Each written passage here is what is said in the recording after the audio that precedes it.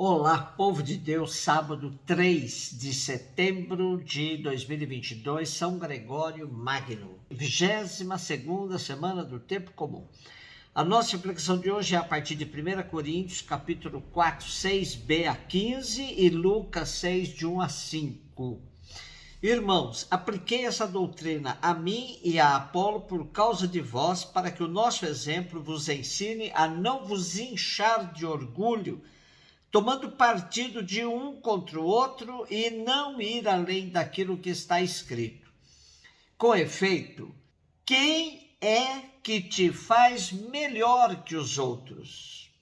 O que tens que não tenhas recebido? Mas se recebestes tudo o que tens, por que então te glorias como se não o tivesse recebido? Vós já estáis saciados, já vos enriquecestes, sem nós já começastes a reinar. Oxalá estivesseis mesmo reinando, para nós também reinarmos convosco.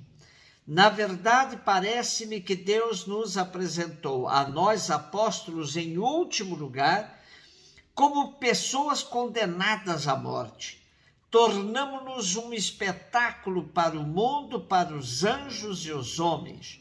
Nós somos os tolos por causa de Cristo, vós, porém, os sábios nas coisas de Cristo. Nós somos os fracos, vós os fortes. Vós sois tratados com toda estima e atenção, e nós com todo desprezo.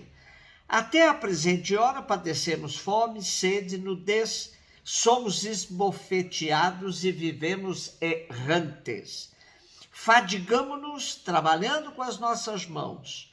Somos perseguidos e suportamos, injuriados e abençoamos, caluniados e exortamos. Tornamo-nos como que o lixo do mundo, a escória do universo, até ao presente. Escrevo-vos tudo isso não com a intenção de vos envergonhar, mas para vos admoestar como meus filhos queridos. De fato, mesmo que tivesseis 10.000 educadores na vida em Cristo, não tendes muitos pais, pois fui eu que pelo anúncio do Evangelho vos gerei em Jesus Cristo. Paulo continua instruindo os cristãos de Corinto e se apresentando como apóstolo de Jesus, sujeito a todo tipo de sofrimento por causa do Evangelho. Uma vez mais, ele se refere a Apolo, que era um eloquente pregador, conhecedor do Primeiro Testamento, também instruído no caminho do Senhor. Ele conhecia a história, os ensinamentos de Jesus, mas não passava do batismo de João. Então, em contato com Áquila e Priscila, aprofundou o seu conhecimento sobre Jesus e se tornou um evangelizador dedicado e muito influente. Paulo não o reprova, mas lamenta que os cristãos de Corinto fomentassem uma espécie de rivalidade entre ele e Apolo. Com o nosso texto de hoje, temos uma descrição da verdadeira identidade dos ministros de Cristo e dos administradores dos mistérios de Deus. Paulo deixa claro que tem consciência dos sofrimentos advindos de sua missão de apóstolo. Ele repreende o orgulho dos coríntios que agem como se já estivessem salvos e reinando ao lado de Cristo. Ora, ele quer quebrar esse sentimento dos coríntios e lhes diz que tudo que tem foi recebido. Por isso, nada de se sentirem superiores aos outros. Pelo contrário, Paulo tem consciência de que quem muito recebeu tem mais obrigação de ser servidor e não superior. Depois, Paulo disserta sobre a identidade dos apóstolos que foram chamados para serem servidores de Cristo e como tais terão de passar pelos mesmos caminhos que ele passou. Serem os últimos, perseguidos, caluniados, até mesmo serem considerados como lixo do mundo, escória do universo. Porém, Paulo não está reclamando de nada, apenas expondo a situação dos apóstolos. Por isso ele lhes diz: escrevo-vos tudo isso não com a intenção de vos envergonhar, mas para vos admoestar como meus filhos queridos. E de fato, mesmo que tivesseis 10.000 educadores na vida em Cristo, não tendes muitos pais, pois fui eu que, pelo anúncio do Evangelho, vos gerei em Cristo.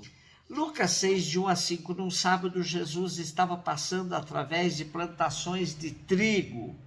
Seus discípulos arrancavam e comiam as espigas, debulhando-as com as mãos. Então alguns fariseus disseram: por que fazeis o que não é permitido em dia de sábado? Jesus respondeu-lhes: acaso vós não lestes o que Davi e seus companheiros fizeram quando estavam sentindo fome? Davi entrou na casa de Deus, pegou dos pães oferecidos a Deus e os comeu, e ainda por cima os deu a seus companheiros. No entanto, só os sacerdotes podem comer desses pães. E Jesus acrescentou: o Filho do Homem é Senhor também do sábado. Começamos hoje uma série de textos em que Jesus entra em polêmica com os fariseus por causa da lei do sábado. Jesus deixa claro que não se trata de guardar o sábado como se fosse uma lei obrigatória, ainda que esteja presente no Decálogo. Quando Jesus sintetiza toda a lei no amor a Deus e ao próximo, ele reorienta o espírito da lei, que deve estar tudo o mais sujeito a estes dois mandamentos. Se, por um lado, os cristãos não são obrigados a guardar o sábado, por outro, é importante ter tempo para descansar.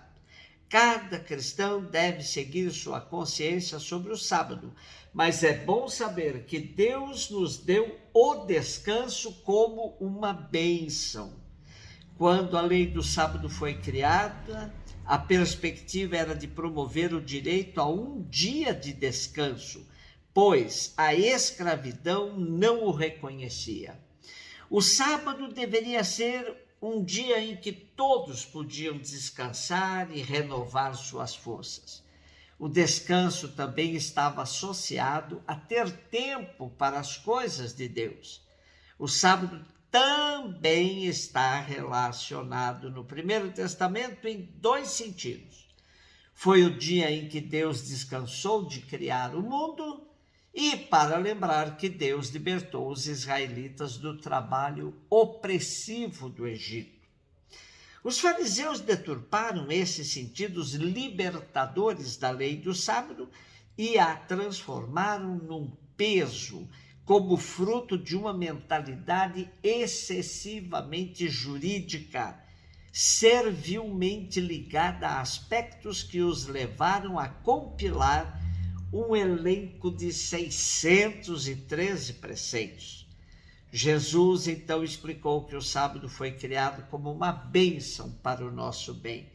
O objetivo não era obedecer à regra a todo custo, mas ter o direito a descansar e a desfrutar das bênçãos de Deus. Mesmo debaixo da lei do Antigo Testamento, havia situações em que era aceitável não guardar o sábado. Mais tarde, a igreja primitiva passou a se reunir nos domingos, que foi o dia quando Jesus ressuscitou, o primeiro da semana.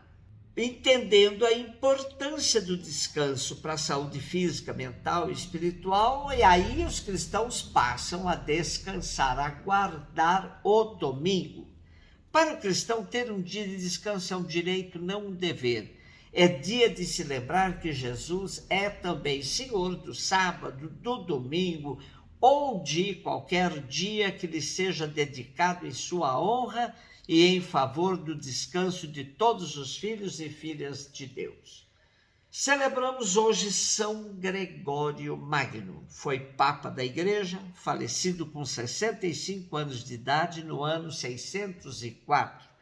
Dele herdamos o canto gregoriano e seus ensinamentos lhe valeram o título de doutor da Igreja. Um beijo no seu coração.